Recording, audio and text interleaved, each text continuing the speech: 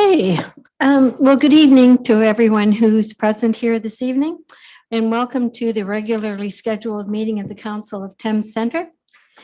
The date is Monday, February the 27th, 2023, and we're located in the municipal office at 4305 Hamilton Road, Dorchester, Ontario.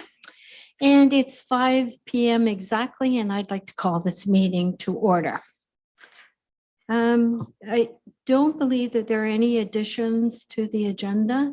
So therefore, I'll ask for any disclosure of pecuniary interest from members of council. Councillor Crockett. Do I have to read this whole thing? Okay. I, Chantal Crockett, hereby make a declaration of pecuniary interest with respect to item number 6.2. Zoning bylaw amendment application Z2-23 regarding 3831 Elgin Road on today's agenda of February 27th. I reside within the notification boundaries of the rezoning bylaw amendment. Thank you. Any others?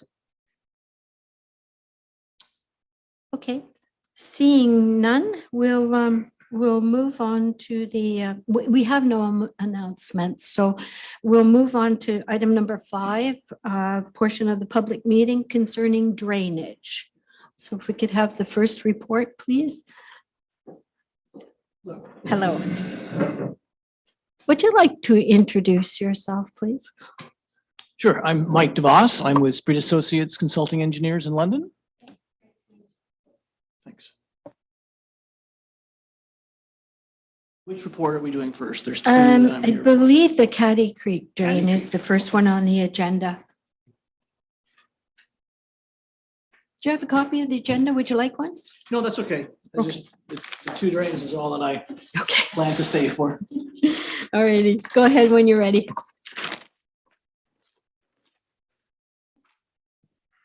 Okay, I'll keep this fairly brief, and if there's questions after that, I'm be more than willing to answer questions. The report for this drain was prepared in accordance with Section 78 of the Drainage Act, which is repair and improvement or repair or improvement to an existing municipal drain. The Caddy Creek drain was last reconstructed through an engineer's report in 1910. So it's been a substantial period of time, and it's been maintained by the municipality since that time in accordance with the existing report. In this case, there was a request for possible improvements and repairs. The old report was missing a profile over that period of time, so the elevations were a bit in question as to what the actual elevations are related to objects that you could find that may have existed in 1910 and are hard to find now. So we were requested to do an investigation, come up with a cost estimate and a proposed design. And that was for the area between Elgin Road and Gore Road. So not the whole drain, just a portion, I'll say, in the middle of the drain. And then go downstream from that a sufficient distance to get the depth for private tiling. So these municipal drains, in this case, this one is an open channel with a design depth to it, and landowners will tile into it and outlet their private tiles in it. And in this case, it was found that there was significant siltation over since the last clean out. We don't know when the last maintenance was done, but it had been a significant period of time to the point that sedimentation accumulates in the bottom of the channel and creates water levels that are higher and then back up water into the private tiling. So we had proposed to do a clean out of the channel, which does require brushing and clearing along the top, so the equipment can get in and sit and work, as well as take brush and clearing the side of the banks. Sometimes it grows right down in the sediment, so you have to take that out. There was also several locations of significant debris jams that were found, as well as a beaver dam. So there was a beaver dam downstream of Gore, which was holding back a significant amount of water. So those things were proposed to be done, along with some erosion control measures. So there's Typically, you'll find that either from meandering or bends in the channel or water trying to flow from the upper levels, the field levels down into the channel will cause cutting, or around structures, whether that's a private outlet pipe or in this case, Gore Road itself, the culverts. There's a twin pipe culvert underneath Gore Road. There was erosion protection that was proposed. Upon review of that work with estimated costs with the landowners, they decided to reduce the amount of work to just the debris removal, the brushing and the clearing, but not do the excavation at this time. There is a design profile there now so that the municipality and the landowners have that available to use in the future. So there is some value in having design information that can be used for maintenance, but the work itself was reduced. There is also a new updated schedule of assessment. So you can imagine the number of property changes that would have occurred since 1910 till now. So you have an updated schedule that the municipality can use to assess the owners. It is a user pay system where all the properties that have water that would get into the drain pay. So all those things are included in this report. And I would stop and open up to questions. Thank you. Are there any questions, or do we have anyone from the public who is interested in speaking to the issue? No? Anyone online? Yes, Your Worship. I'll be bringing in Don Campbell. Okay, whenever he's ready.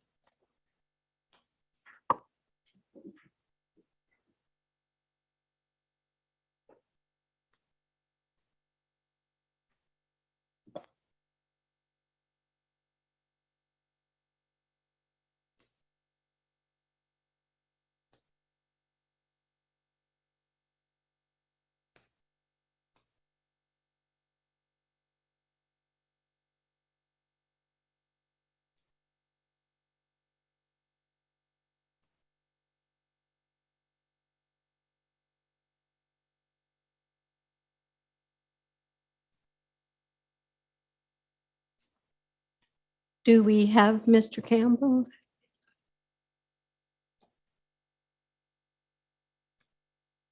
Your Worship, it doesn't look like he's coming in. We'll move on to the next person and try him Certainly. again at the end.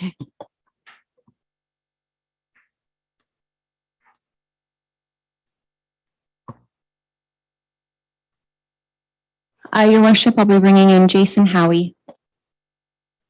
Okay, Mr. Howie, whenever you're ready.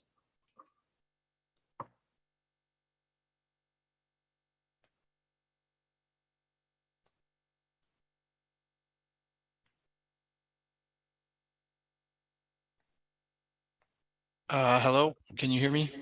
Yes, we can hear you. Go ahead. Okay, thanks. I don't really have any concerns to bring up at this time. I'd spoken with Travis Pitt earlier, and he addressed most of my concerns. The only thing I thought maybe I'd mention to put on the record is if at some point this report is going to be used for the purposes of excavation of the drain, I would request that at least some level of survey be done of the creek to verify that the findings in the report are still accurate. My personal concern is that the excavation is shown to end somewhat in the middle of my property, so I do have concerns of creating a bottleneck if it's not done properly. So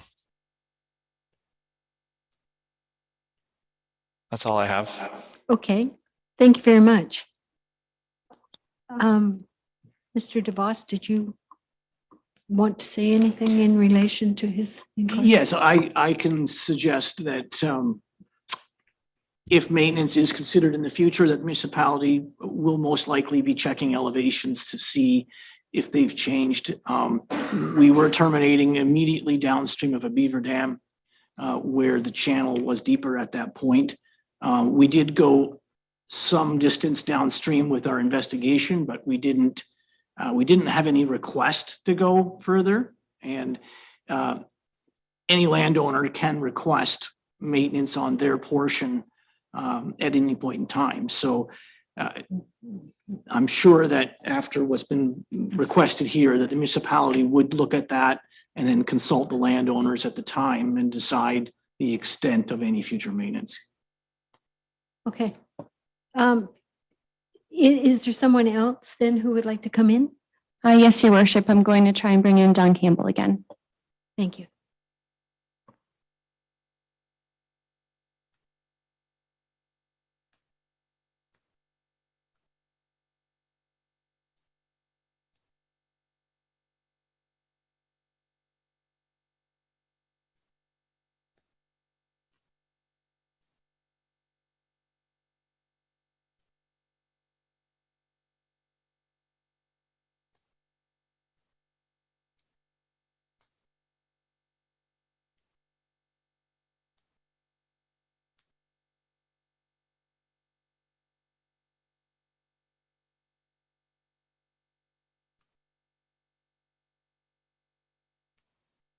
Your worship, we'll try bringing in someone else. Okay.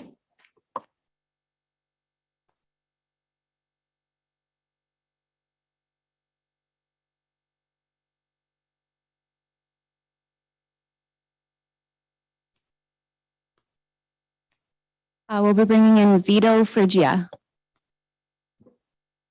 Certainly, whenever he's ready.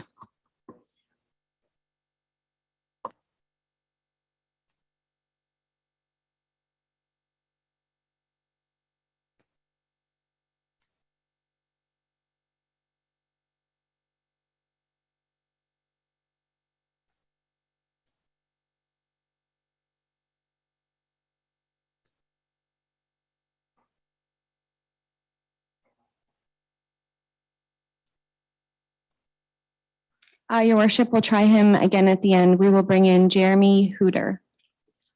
Thank you.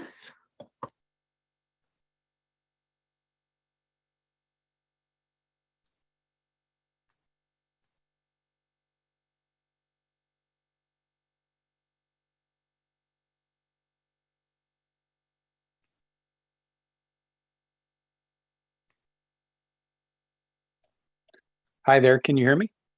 Yes, we can. Go ahead. Oh, great. Great.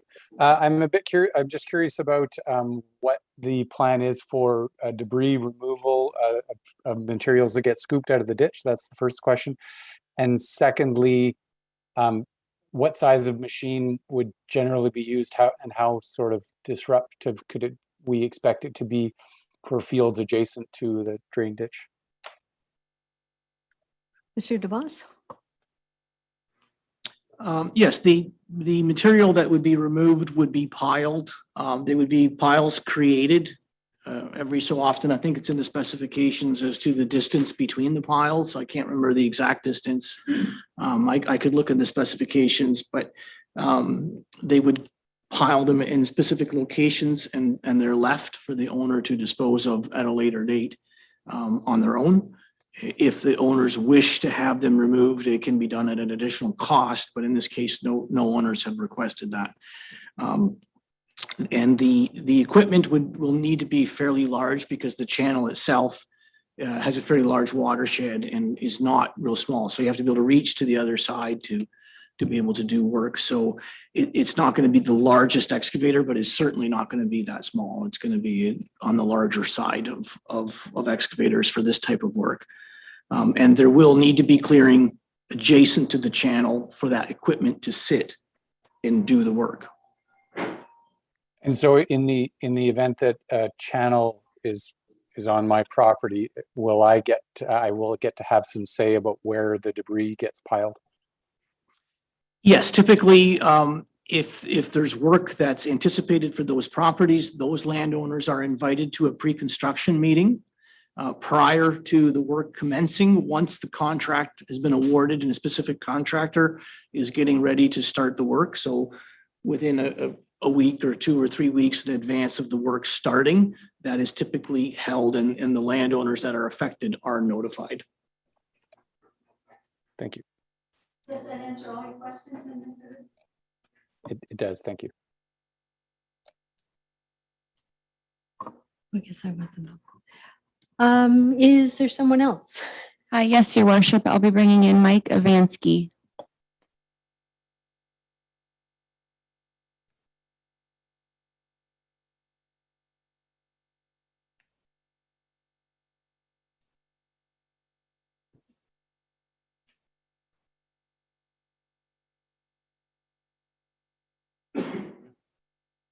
Hello, it's Mike. Hello, go ahead and ask your questions. Yeah, just what time of year do you expect that this would happen? And there is some trees that are extremely close on my property in the creek, and in one case, it's actually canting over into the creek. I had planned on trying to cut the limbs off so it doesn't roll right over into the creek, but it may be something that needs to be looked at.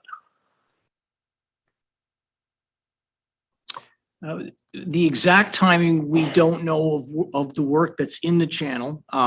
If there's clearing outside of the channel, it can be done at any time of the year, but we don't know yet. That those dates are traditionally stipulated by the contractor when they fill out their tender form. We don't normally spell out unless there's a timing window due to environmental agencies' requirements. And so working physically in the channel would be restricted to July to the, some channels are October and some channels can go right to March.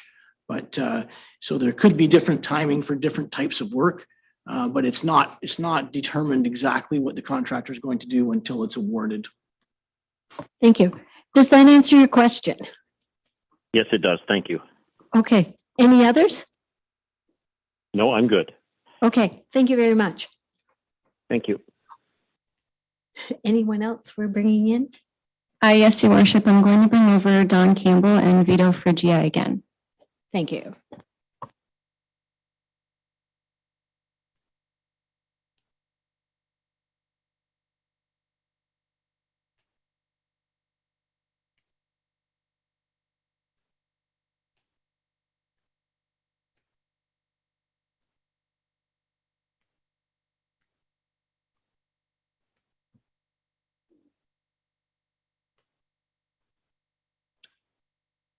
Have we got someone with us there?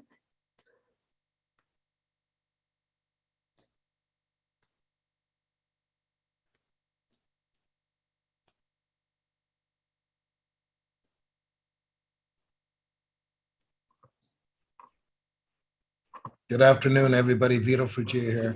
Can you hear me? Yes, we can hear you. Go ahead.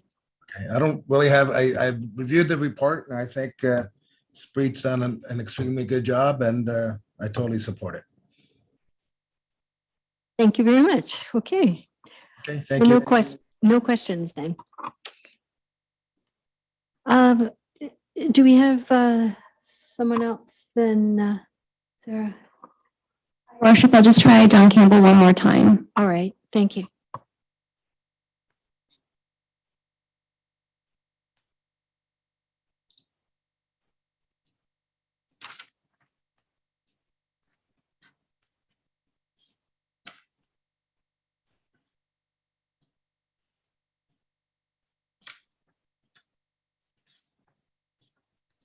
Mr. Campbell, could you hear us?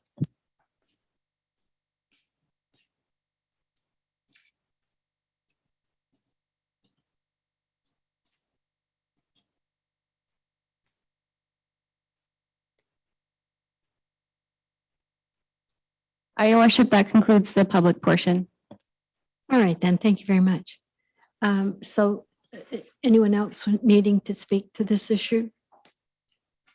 Okay. And then we'll go to council questions. Okay. Councillor Crockett. I just had a question. In the report, it said that there could potentially be grant funds available through this. Is that notice included when the recipients or those that are being notified? Is that included in their notification? Yes, we do provide, in the report itself, we do not show the grant because it is a government grant that's voluntary and it could be cut at any point in time. So it's not guaranteed. But we do make the owners aware that there is a program that's administered by the Ag and Food. And it's there for any property that receives the farm tax rebate on their taxes. They're considered to be agricultural. And so we provide a separate schedule, which we refer to as the net schedule, which shows the grants and how they affect the assessments. So we include a separate sheet, what would happen if we anticipate the grants to come in, because that's usually what the landowners want to know. It has a fairly big impact. It's a 1/3 grant. So they're fairly large grants as far as the owner's costs go. So that's a separate sheet that we include with it, but we specifically say it's not part of the report because it's not guaranteed. Great. Thank you. That answers. Any other questions from council? Councillor Heeman. Through you, your worship, is the bushing all along the length of the drainage tract or just at the access points? It will be for the length of drain that we're working on. We're not working on the entire length of the drain, but where the request was put, yes, there'll be clearing beside it and in the channel. Some areas are beside a field, so the amount of vegetation up in the working space where the equipment will be tracking isn't there. It only starts near the edge of the ditch bank and down into the ditch itself. So some areas have a lot less clearing than if you're in the actual forest or in the bush. There's more clearing to do to get the equipment through. But if you're near the field, there's less. But the entire length of what's been requested is being cleared of anything in the channel that's affecting the flow. Okay, any other questions from council before we move? Okay. Seeing none, then we have a recommended motion in front of us.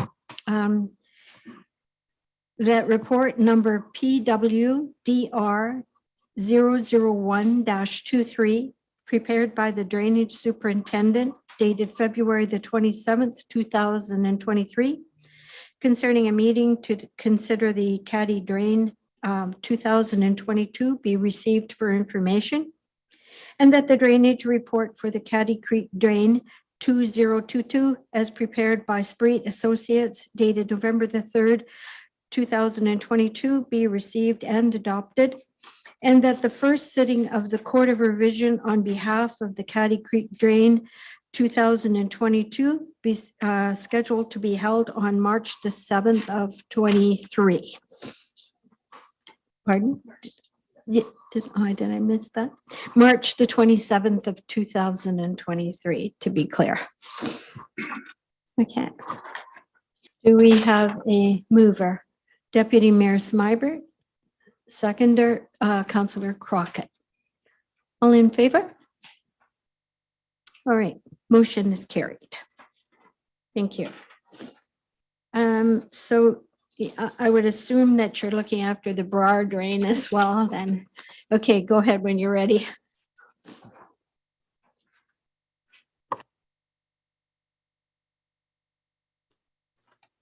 Okay, this report was prepared in accordance with Section 4 of the Drainage Act, which is for a new municipal drain. There was a petition by a landowner on the north side of Breen Road, east of Putnam Road, to provide a sufficient and legal drainage outlet for their property under the Drainage Act. So this report takes into consideration providing that outlet. It is a property that is being developed and they require a legal and sufficient outlet for discharging their water from their site.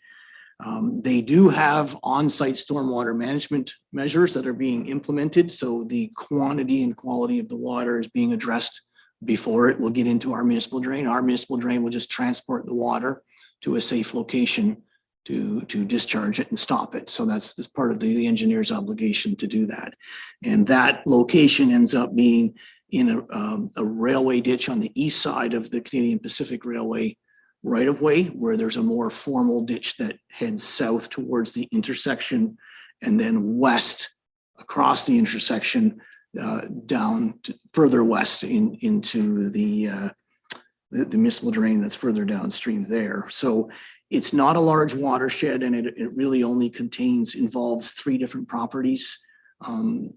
The roads aren't involved either, so it is just strictly a small pipe, and it's the extent of 57 meters of 15-inch diameter or 375 millimeter diameter pipe, which would extend from the property line downstream across one property into a third property where we would stop an outlet into an open channel.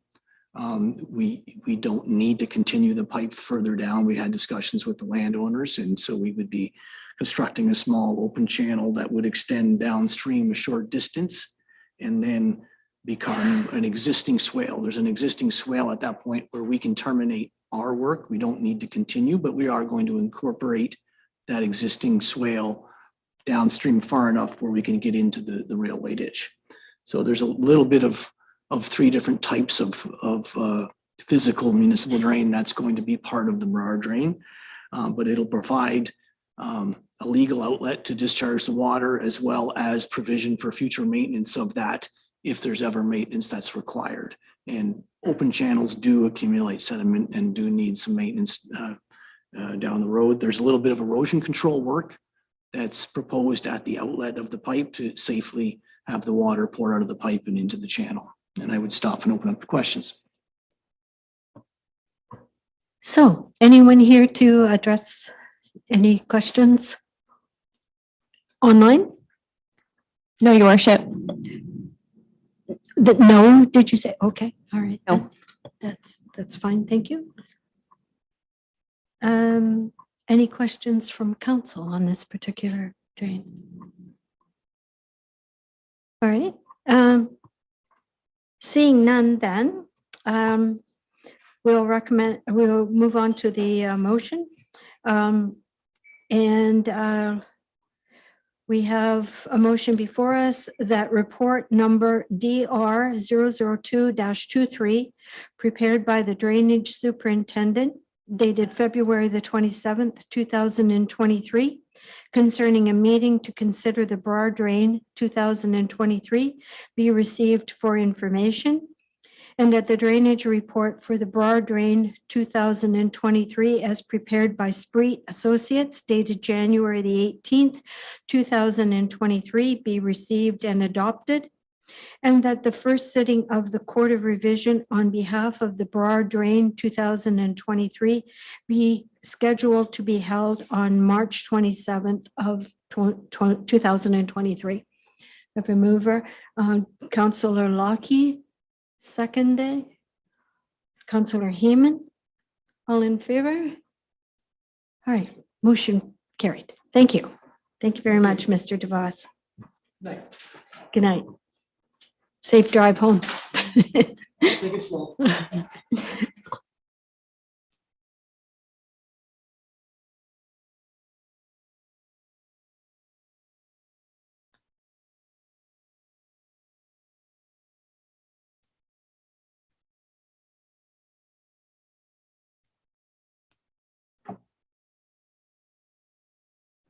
So moving on to planning then, I have a motion that council adjourn its regular meeting in order to convene as a public meeting under the Planning Act.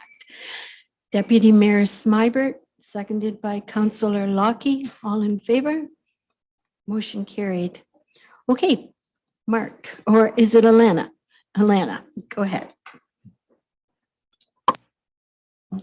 Great. Thank you, Your Worship.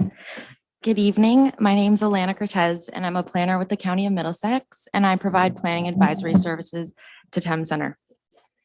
So the purpose of the consent application is to sever a parcel of land containing an existing single detached dwelling. The purpose and effect of the zoning bylaw amendment application is to rezone the lands to be severed to a site-specific rural residential zone, to recognize the existing dwelling as a permitted use, and to recognize a reduced lot area. So the subject property is a 25-acre lot situated on the north side of Cromarty Drive, east of Westchester Bourne, and backing on Highway 401. The property contains a single detached dwelling and an RV campground known as Camper's Corner, which was originally established during the 1960s. The campground features RV campsites, tent campsites, 2 cabins, and various amenities, including an on-site store and an indoor pool and spa. A small portion of the property is also used for agricultural purposes for the cultivation of field crops. So the single detached dwelling and campground are both independently serviced by their own private potable water supply and private on-site sewage disposal system. Access is provided by separate driveways from Cromarty Drive for the residential and campground uses.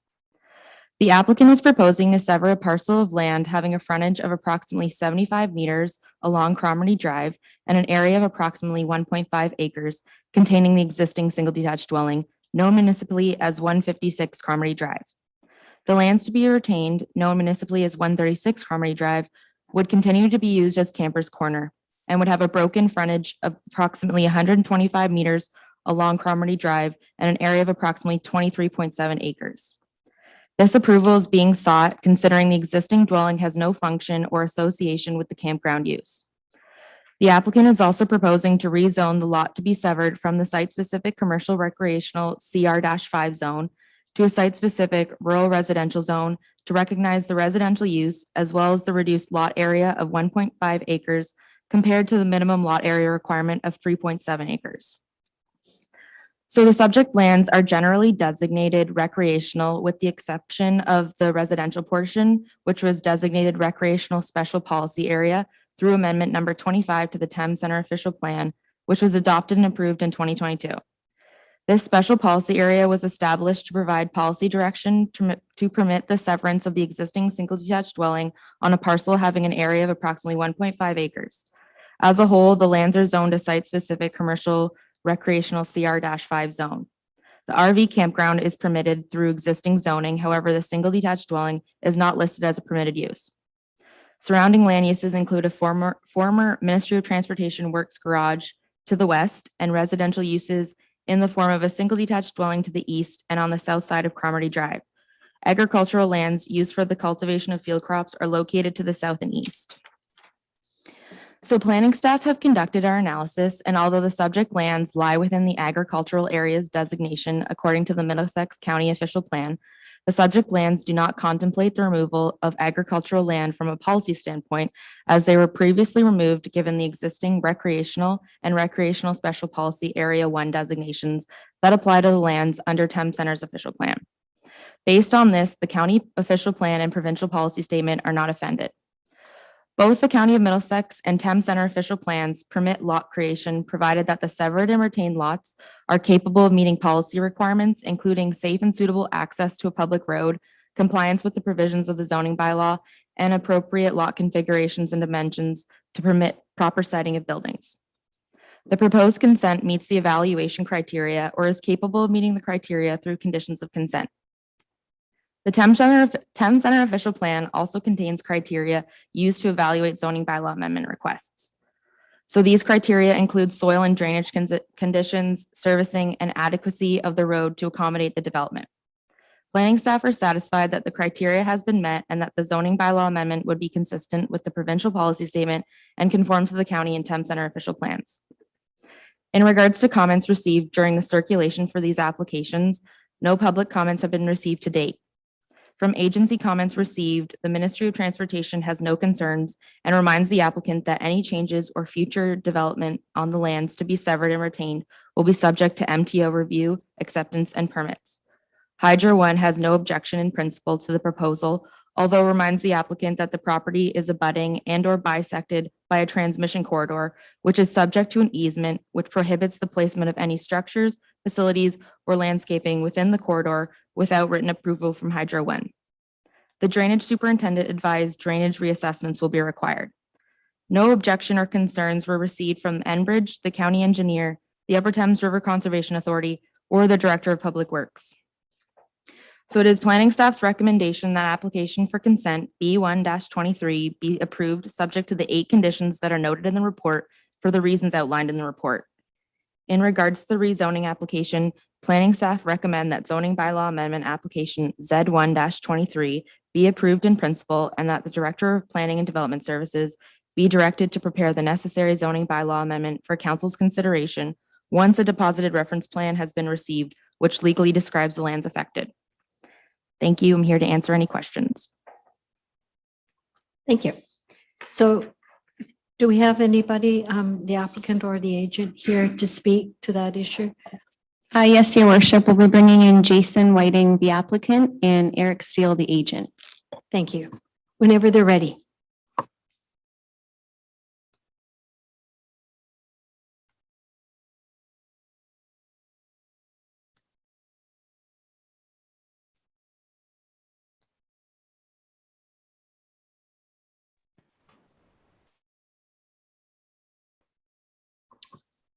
Thank you, Your Worship. Are you able to hear me clearly? Yes, we can. Thanks. Excellent. So staff have provided a fairly thorough overview of the applications, so don't have much in the way to add of additional comments. Perhaps I'll just reiterate that our client is requesting the Sorensen zoning bylaw amendment in order to separate the existing dwelling from an established RV campground. Really, the dwelling no longer has any kind of functional role for the operation of the campground and would be surplus to our client's needs over the long term. And I would note that the applications would provide an opportunity to utilize an existing dwelling and also have it remain as part of the housing stock in the municipality. And since there's no change in use proposed, there's really don't foresee any kind of potential land use conflict that would result as part of approving the applications. We have no objections to staff recommendation and thank staff for their work and review the applications, and we'll be happy to answer any kind of questions from members of council. All righty. Is that it? Does the landowner want to speak to the issue as well, or are we fine? No, thank you. Okay. Everything's been said. I'm just here to observe, and if All any right. questions directed at me, I'm fine. Thank you. Thank you. Anyone else from online? There's no one online, your worship. All right. So at this time then, is there any comment, question from members of council? Okay. Seeing none, then we have a recommended motion in front of us. That application for consent B1-23 requested by Monteith Brown Planning Consultants on behalf of 2819842 Ontario Inc. to sever a parcel of land having a frontage of approximately 75 meters, which equates to 246 feet, and an area of approximately 0.6 hectares, 1.5 acres, containing an existing dwelling from a property known municipally as 136 Cromarty Drive and 156 Cromarty Drive, be approved subject to the following conditions. 1, there are 8. Sorry.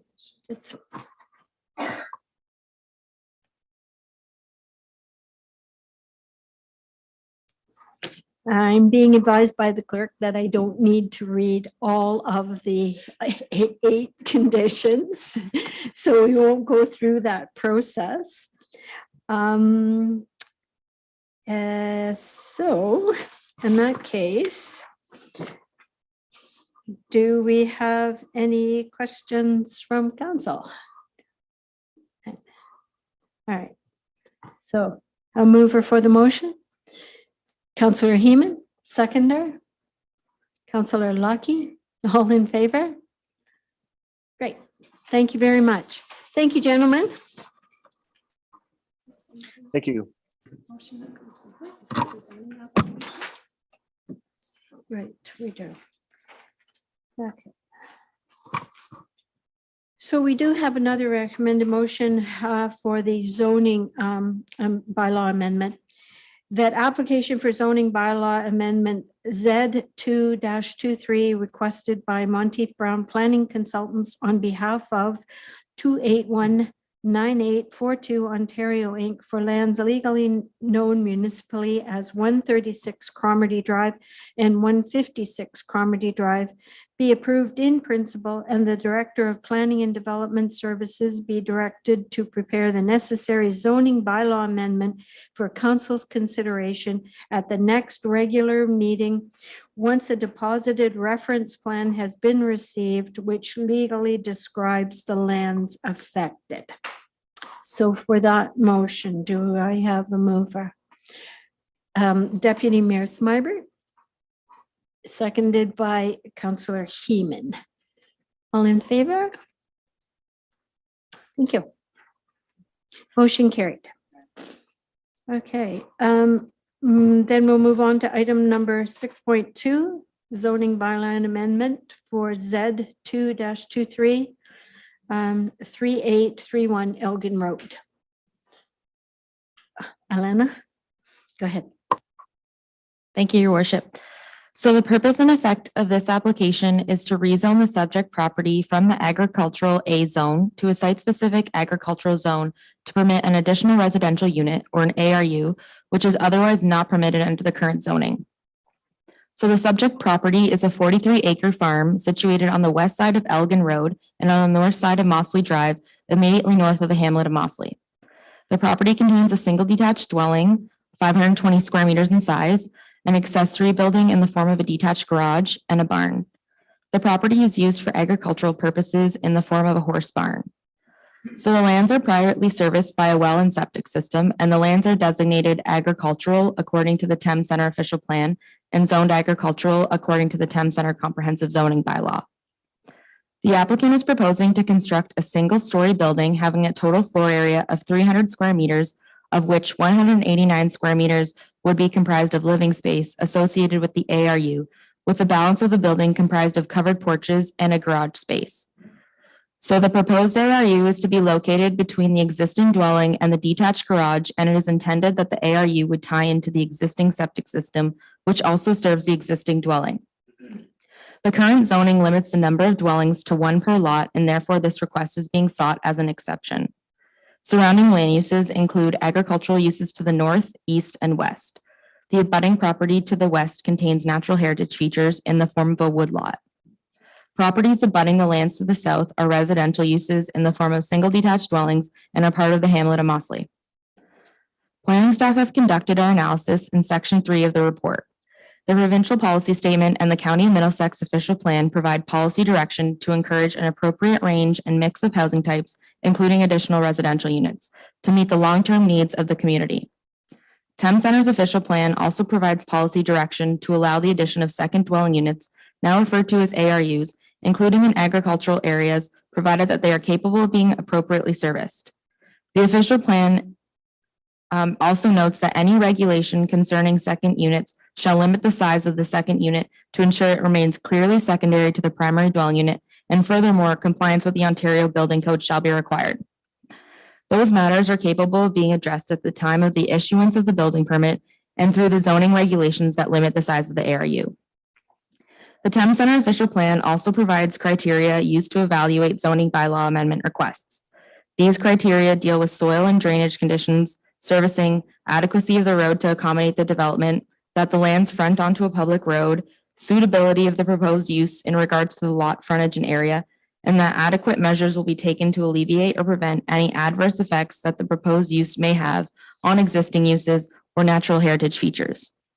Planning staff are satisfied that the criteria has been met or is capable of being met during the building permit process, and that the zoning bylaw amendment would be consistent with the provincial policy statement and conforms to the county and Thames Center official plans. In regards to comments received during the circulation for this application, no public comments have been received to date.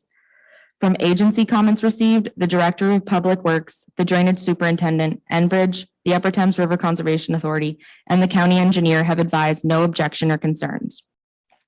As outlined in the report, it is planning staff's recommendation that zoning bylaw amendment application Z2-23 be approved in principle, and that the Director of Planning and Development Services be directed to prepare the necessary zoning bylaw amendment for council's consideration at the next regular council meeting. Thank you. I'm here to answer any questions. So is there someone here in the present who wishes to speak to this issue? Are the principals involved? No? And Your Worship, I'll be bringing over Andrea Sinclair, who is the agent. all right, thank you.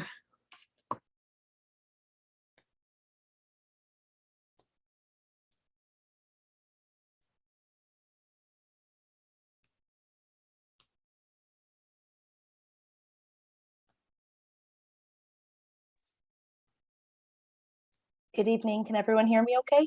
Yes, we can hear you. Go ahead. Wonderful. Thank you.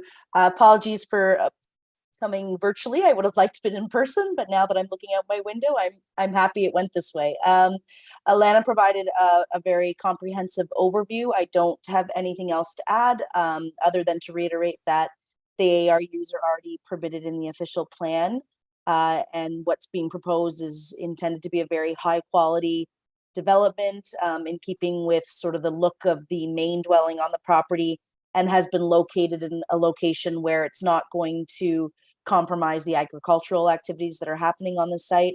And as mentioned by Alana, we believe it can be tied into the existing septic system. If not, we've identified a potential second location if new septic is required. But again, sufficient room on the property to do this without compromising any of the agricultural activities. So I will keep my comments very brief. I'm here to answer any questions that council may have. Thank you. Thank you very much. Any questions from members of council? Before we go on, is there anyone else online? No, your worship. Okay, thank you. All right, so any questions from council concerning?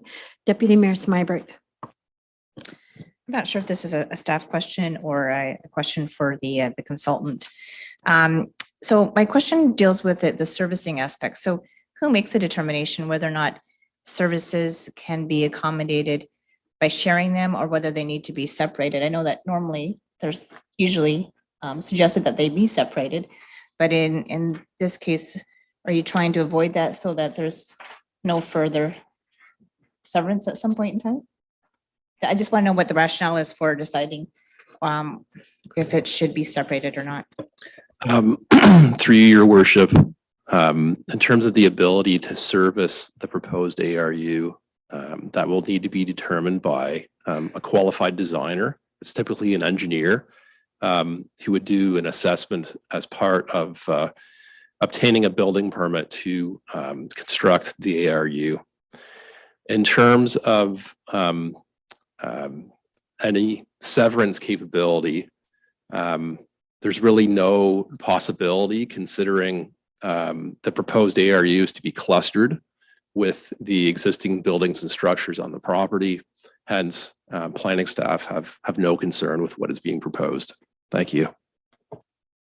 That answers my question. Thank you. Thank you. Are there any other questions that council would have? Okay, seeing none, then we have motion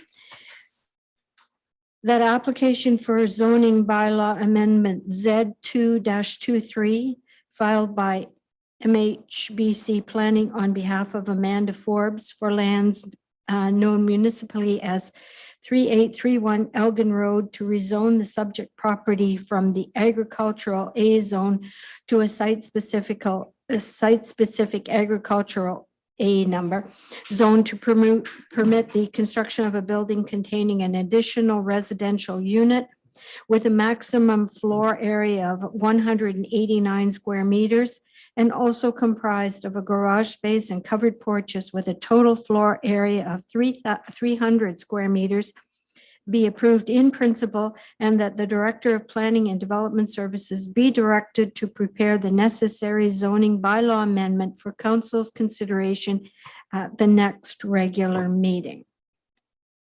Do I have a mover for that? Councillor Lockie, a seconder?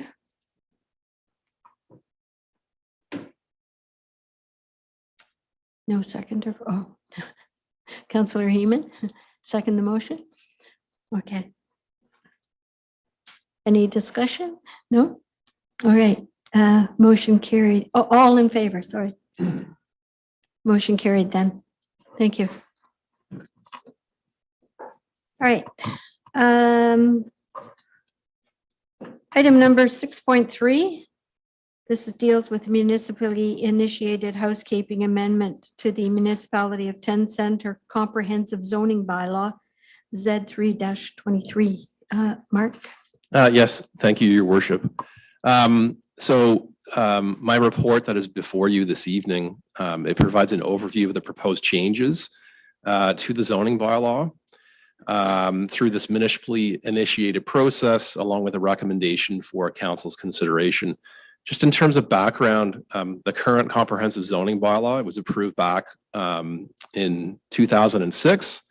And since then, there have been two municipally initiated general amendments to the bylaw, one dealing with revised parking requirements, and the second one most recently dealing with the implementation of regulations for wellhead protection areas for Dorchester, Thorndale, and as well as Belmont, considering their water supply system, their wellhead protection area extends into Thames Center. So over the past years, staff has identified a number of technical changes that warrant amendments to the zoning bylaw. And typically, those changes are deferred until a zoning bylaw update is undertaken following an official plan review. Under the legislation, we are obligated to provide an update to the zoning bylaw within 3 years of an official plan review to ensure that there's conformity with the official plan.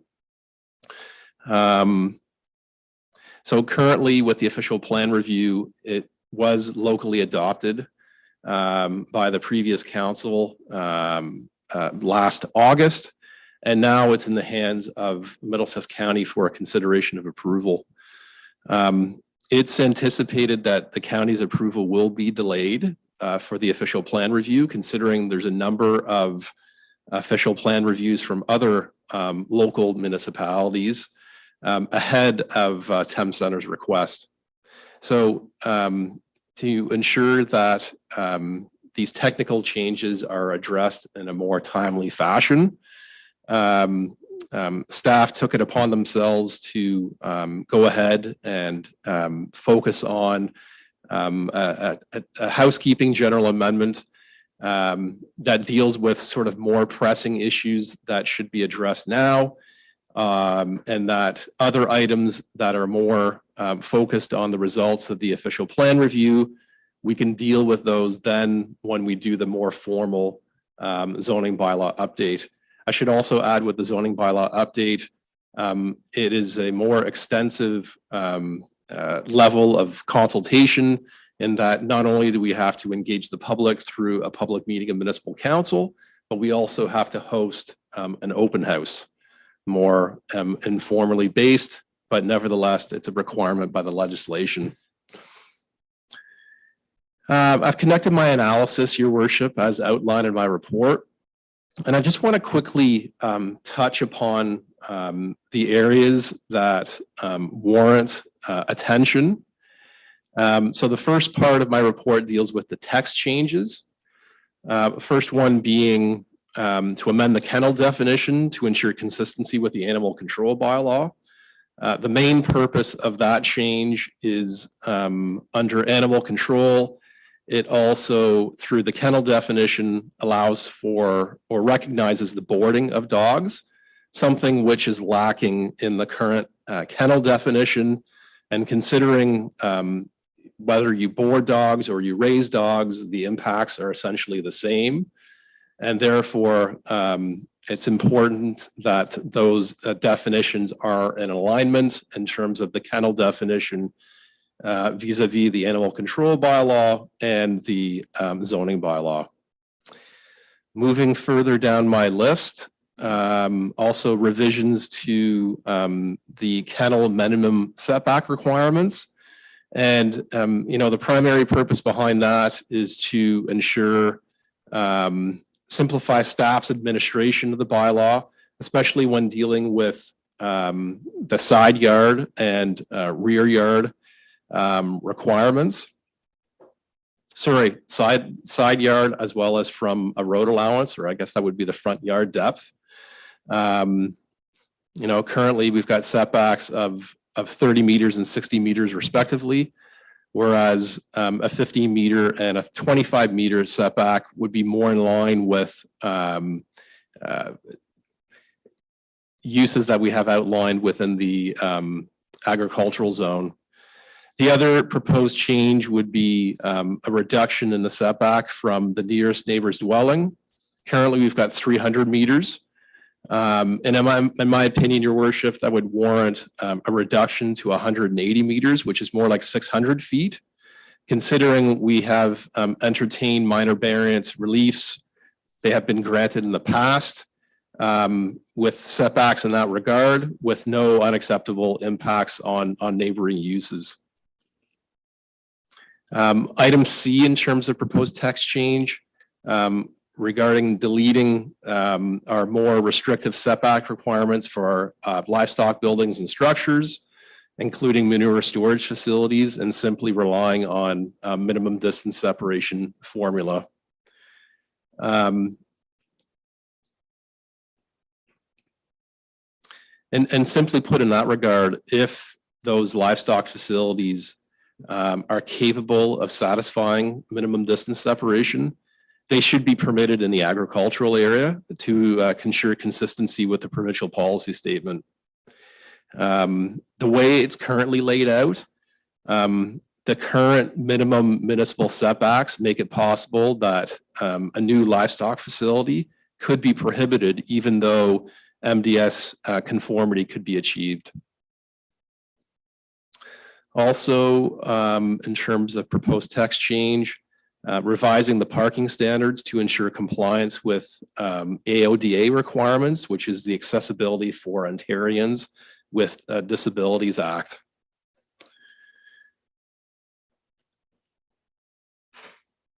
Also, in terms of the final proposed text change, to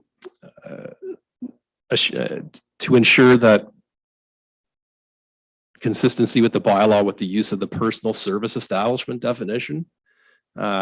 We've got some references in the bylaw that deal with personal service shop.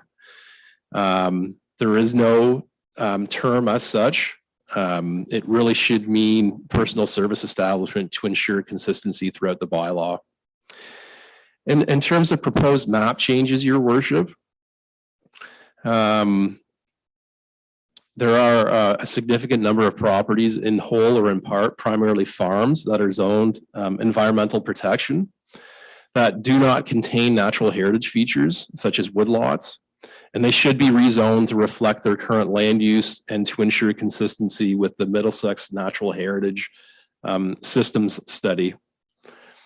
I have attached to my report numerous zone maps which illustrates that point, where we've got the natural heritage features shown in green outline and then overlaid on existing zoning.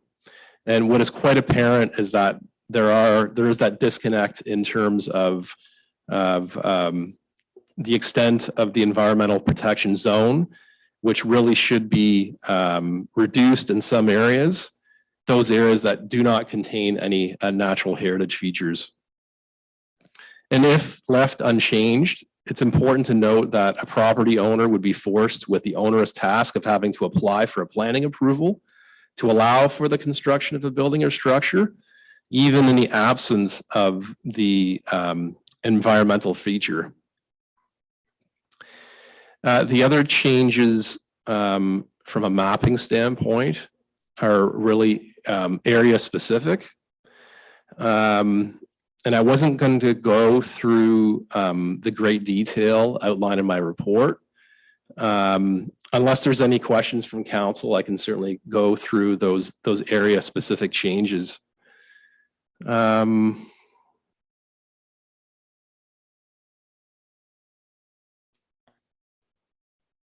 one thing that I did want to point out is that we did have some properties listed within the notice that could be considered for change from extractive industrial M3 to an agricultural A category to reflect the current farm use in the absence of licensed gravel pits.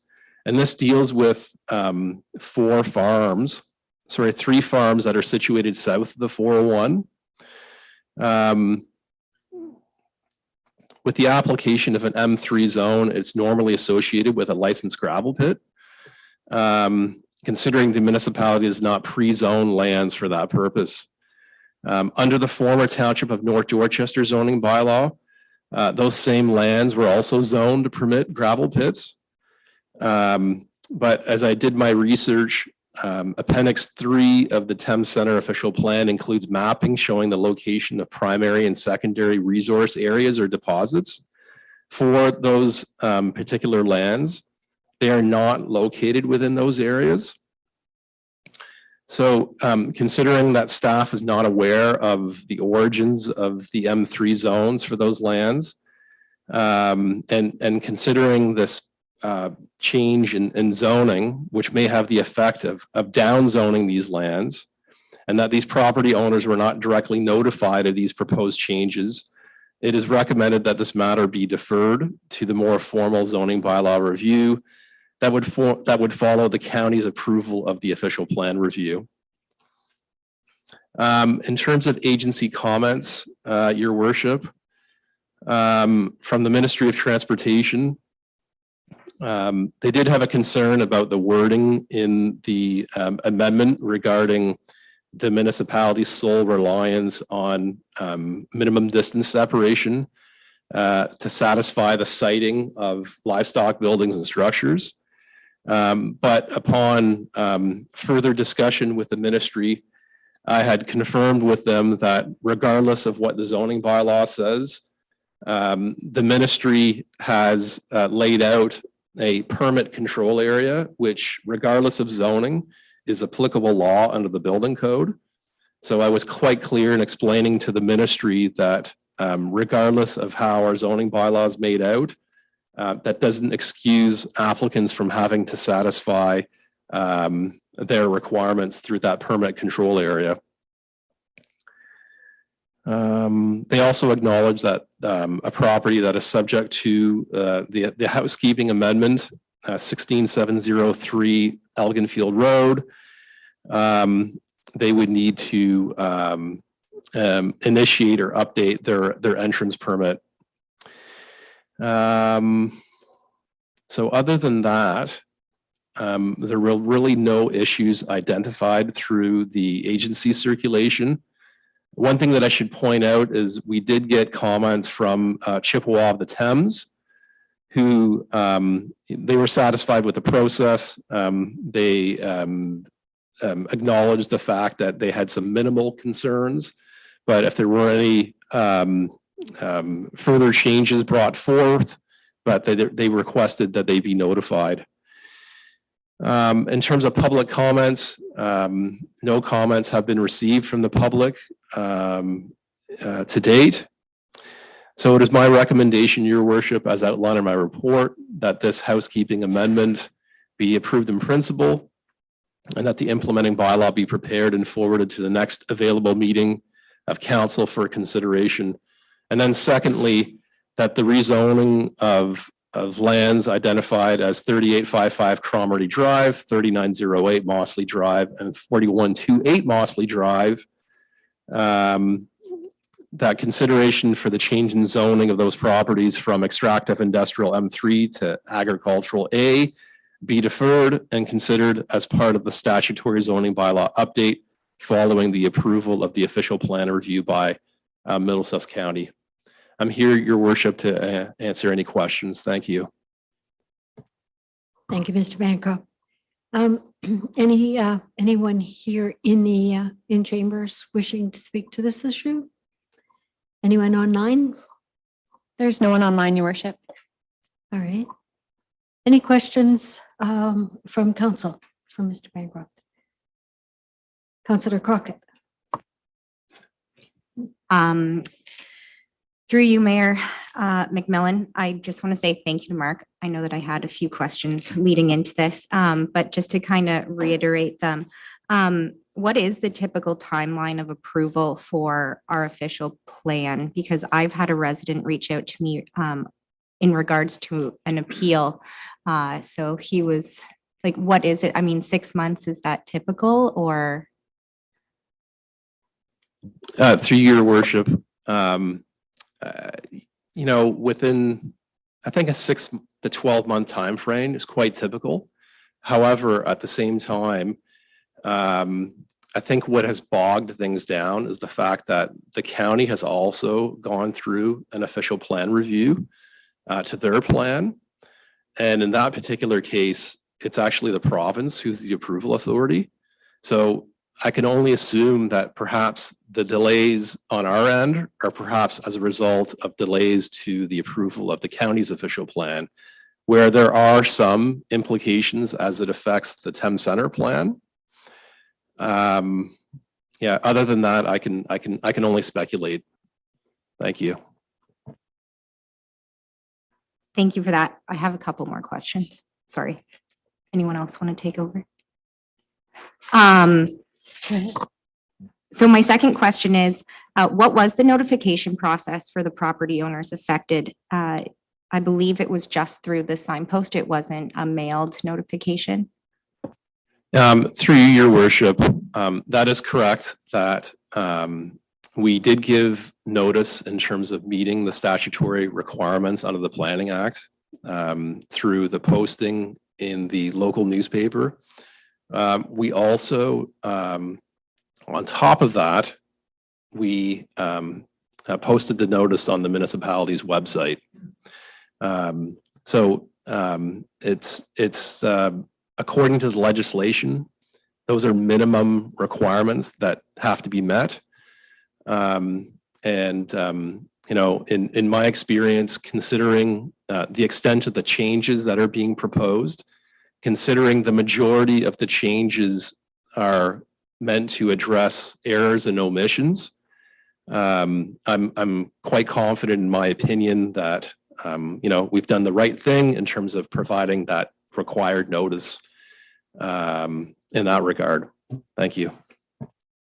Thank you. And I have one final question. You mentioned a lot of the EP zoning is changing to agriculture based on the amount of woodlot present. And this would actually be as a benefit to the current owners, essentially, if they want to be do an additional building or something like that. I was just curious on what it would be to go backwards. I assume having environmental protection would take quite a few steps if they wanted to go, if they didn't want that change, or is it just strictly on the amount of woodlot that's on their property? Through your worship, so the reason for the change is considering on some of these properties there is no woodlot, or the woodlot does not extend to that extent. It's a case of updating the information to ensure that the zoning bylaw is as accurate as can be, to eliminate any constraints on paper that exist, which actually don't exist on the ground. So that essentially, through your worship, that's what we're trying to achieve here. Okay, thank you. Thank you. Councillor Heeman. Yeah, just a couple comments and I'd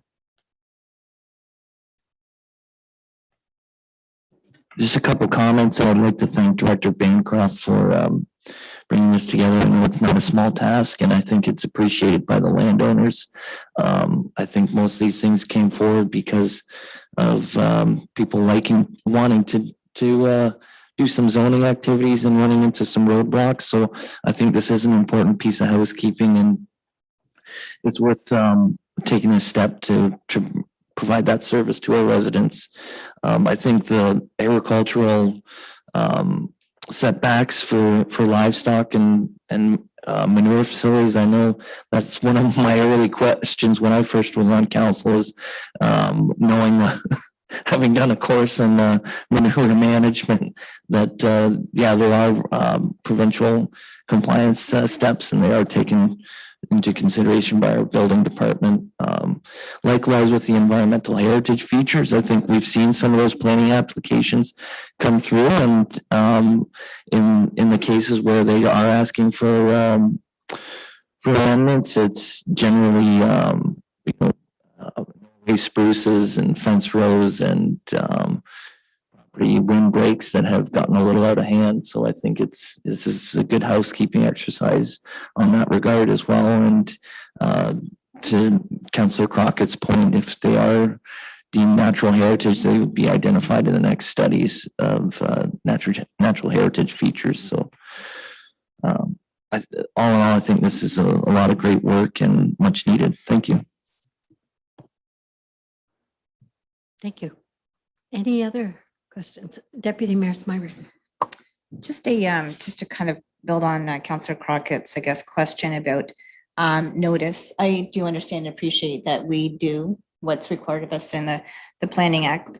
But if I know the specific, address for that property, I am hoping on a go-forward basis, we can make some efforts to contact those property owners directly, so that that they're assured that the changes that we're making, they've been informed of, and they've got the opportunity to come before council or express any concerns that they might have.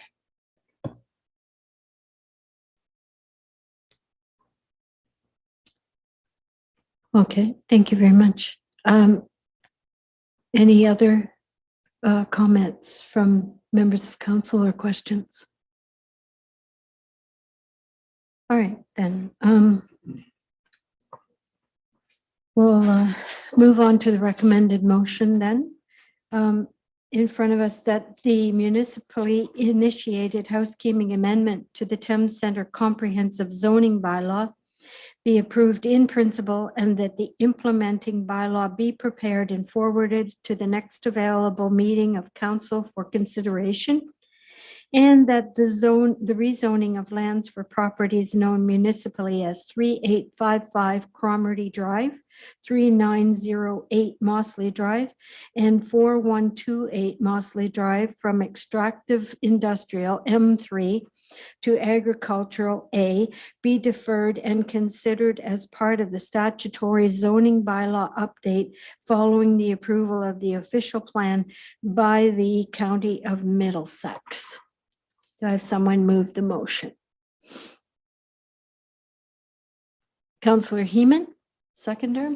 Councillor Crockett. All in favor? Motion is carried. Thank you.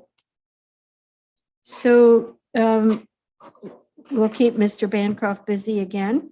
6.4, municipally initiated amendment to the Municipality of Thames Centre Official Plan 01-23. I thank you, Your Worship. First and foremost, I must apologize. I make reference throughout this document in terms of proposed amendment number 28. That number has already been taken. Amendment 28 is currently in the hands of Middlesex County for consideration of approval. So any references throughout this document that are noted as amendment number 28 should really be amendment number 29. So again, Your Worship, I apologize for that oversight on my part. So as outlined in my report, the purpose of these changes to the official plan include some revised complete application requirements, as well as the option for council to delegate the authority to pass minor zoning bylaw amendments. So just in terms of background, all of this is precipitated as a result of recent changes to the Planning Act brought forth by the province. And this, of course, includes Bill 13, the Supporting People and Businesses Act, Bill 276, Supporting Recovery and Competitiveness Act, and Bill 109, which is More Homes for Everyone Act.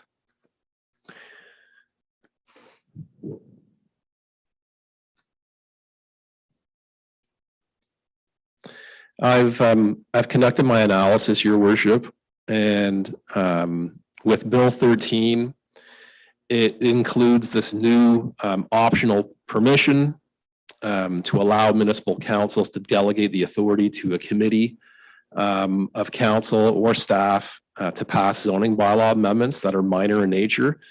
And that would include, for example, the removal of a holding provision or the passing of temporary use bylaws. It's important to note that should council decide that that is appropriate to delegate that authority, that still does not excuse that delegated authority, that they still have to abide by the requirements under the legislation, which includes statutory notifications as well as public and agency engagement. So in that regard, that would remain unchanged. And through the proposed amendment, this would facilitate new policy direction to assist in expediting the approvals process for those types of requests. Also, through Bill 109, with respect to the processing of planning applications, requiring refunds if a decision is not rendered within the legislative timelines.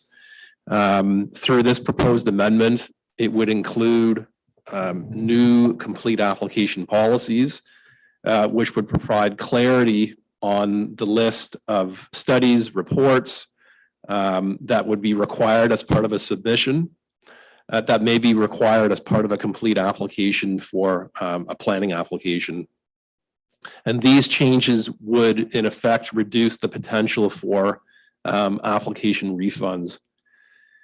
The other item that this proposed amendment would provide is through Bill 276, which allows for the cancellation of a certificate of consent. And the effect of the cancellation would essentially allow the unwinding of a previously granted severance to be null and void. So in all, the proposed amendment to the official plan would implement policy direction, which would be in an alignment with the recent changes to the Planning Act. This would also be consistent with provincial policy and constitutes good planning. In terms of agency comments, there were no real issues identified in the agency circulation. Although we note comments from Public Works and the drainage superintendent, we also did, subsequent to the preparation of my report, we did receive notification from Bell Canada along with the Ministry of Transportation. The ministry, I should point out, they did have concern initially with the proposed amendment about the potential for delegation of authority for minor zoning bylaw amendments. And I had to clarify to them that we are still bound by the notification requirements under the legislation, as well as requirements for public and or agency engagement. And they were fine with that response. In terms of public comments, no comments have been received from the public.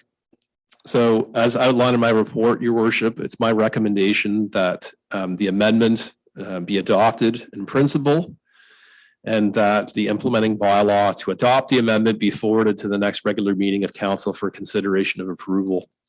And then lastly, that staff subsequently forward the amendment as adopted to the county for consideration of approval, being the delegated approval authority. I'm here to answer any questions, Your Worship. Thank you. Thank you, Mr. Bancroft. Councillor Lockie. Through Your Worship, through Director Bancroft. So with respect to the delegation of approval for minor zoning changes, if there were to be any objection or any comments from the public, would that then be brought to council, or would you still have or your delegate have the authority to approve? Through you, Your Worship. Well, before I answer that question, there's two layers that require council's blessing, if I can call it that. There's not only the adoption of the policy through the proposed amendment, but there's also the passing of a delegation bylaw by council delegating that authority for minor zoning bylaw amendments. But to answer Councillor Lockey's question,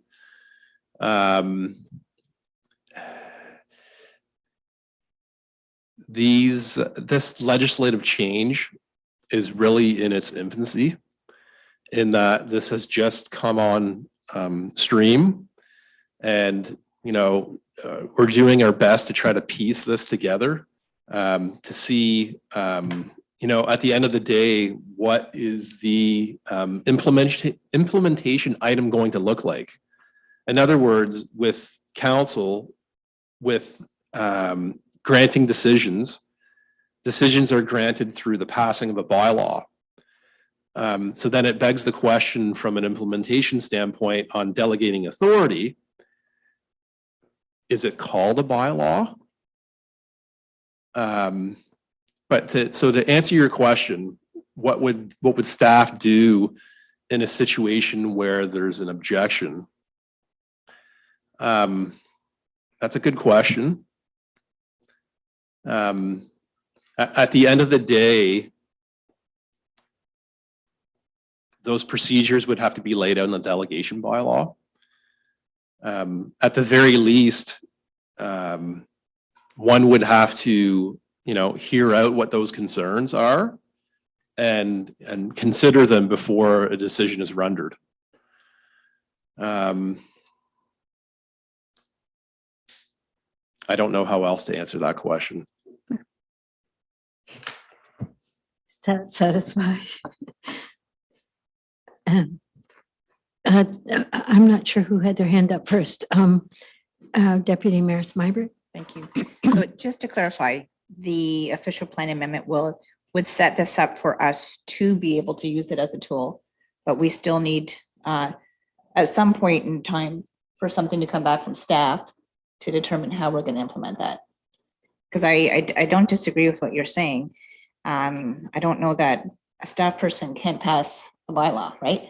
Bylaws inherently are approved by council. So I think this might just kind of buy us some time until such time as some of those matters get worked out. But I just want to make sure that we're clear that just because we pass this doesn't mean we're going to do it. It just gives us the ability, but there'll be further staff reports going back in terms of the implementation of that. I just want to make sure I'm correct though. Okay, thanks. Absolutely, that is through your worship. That's correct. Thanks for the clarification. Councillor Heeman, go ahead. Thank you, Your Worship. I think this is a good opportunity to cut some quote unquote red tape. We always kind of joke about what is a minor variance. So I would kind of share Councillor Lockey's concerns about still having a level of appeal available to applicants. But at the same time, I don't want that appeal to have to be at the provincial level if we are trying to cut red tape and make things more expedited for our residents. So I would be eager to see the proposed policies and some additional provincial guidance, but I don't see this as being really that different from reviewing site plan approval, which is already a delegated authority. And I think it also expedites building projects for residents and on home projects, farms, and for subdivisions. So I think that's one thing that we've done similarly that we could do in future and try and get some answers for residents quicker. Thank you. Is there anyone online or anyone who wishes? There's no one online, Your Worship. Oh, okay, thanks very much. Any other questions that council might have at this point? Okay, all right. The motion before us then is that council adopt in principle amendment number 29 to the Thames Centre official plan with respect to new policies governing complete application requirements and the optional delegation of authority to pass minor zoning bylaw amendments. And that the implementing bylaw to adopt amendment number 29 be forwarded to the next regular meeting of council for consideration of approval. and that staff subsequently forward amendment number 29 as adopted to the County of Middlesex for consideration of approval, being the delegated approval authority. And that's part one of the motion. So may I have someone to move the motion? Councillor Heeman, seconder. Councillor Lockie, all in favor? Motion carried. Second portion, that the public meeting adjourn and council reconvene its regular meeting in order to continue with its deliberations. Deputy Mayor Smybert, seconded by Councillor Crockett, all in favor? Motion is carried. Okay, so item number 7, the consent agenda. Excuse me. Items listed under the consent agenda are considered routine and may require discussion, but no action on the part of council. Consent items are received for information in one motion. Council members may request that one or more items be removed for further action. Nothing to be removed. So we have the motion is that the minutes of the regular meeting of council held on February 13th, 2023 be approved as circulated, and that consent items, agenda items 9.2 through 9.7, or wait a minute, this is the wrong numbers. 7. Sorry, there was an error there. 7.1 through 7.7. 7.2 through 7.7. Okay, I have 7.1 here. Okay, wait. Okay, so 7.2 through 7.7. Okay. Just want to make sure we got this correct for the record. All right. May I have someone move the motion? Councillor Heeman, seconded by Councillor Lockie. All in favor? Okay, motion carried.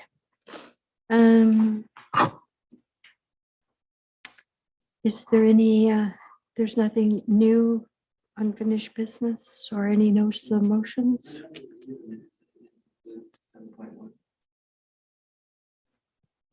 We did it first. Okay. But thanks for the question. It shows you're paying attention. All right then, okay. So moving on to bylaws then. Item number 11.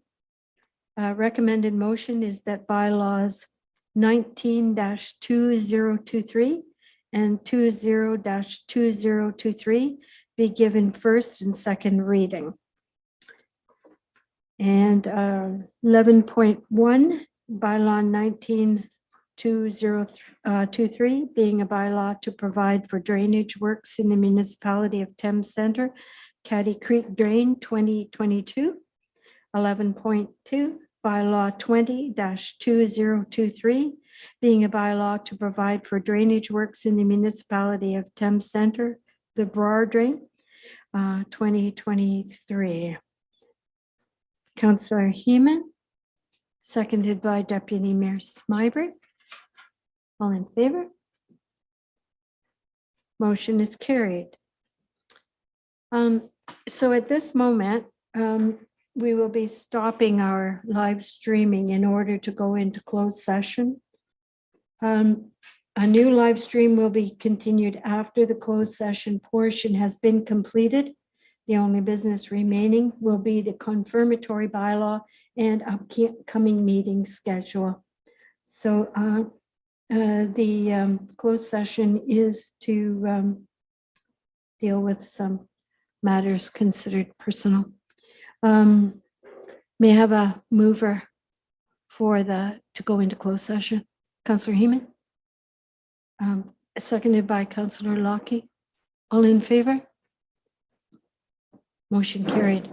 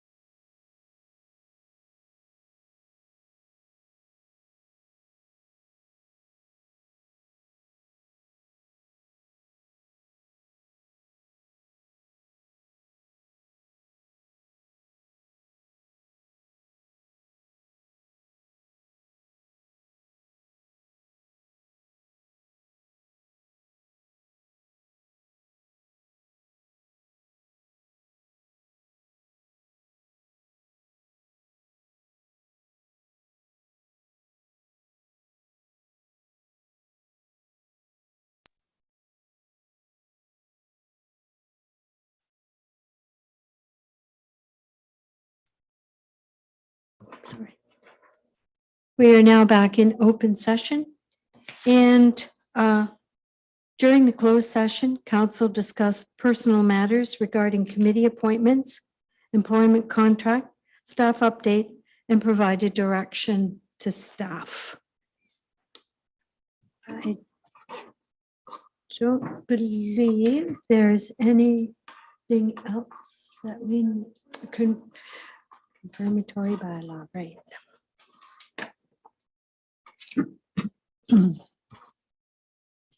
All right, so the confirmatory bylaw that we have in front of us is that bylaw 21-2023, being the confirmatory bylaw, be approved. We have a mover, Deputy Mayor Smybert, seconder, Councillor Crockett, all in favor? Okay, motion carried. Tom? Okay. Okay. The next regularly scheduled meeting of council will be Monday, March the 6th at 5 p.m. Followed by the next one on Monday, March the 27th, 2023 at 5 p.m. So I'd like to call for a motion to adjourn. Councillor Crockett, seconded by Councillor Heeman, all in favor? Thank you, ladies and gentlemen. Meeting adjourned at 7 p.m. exactly. Thank you.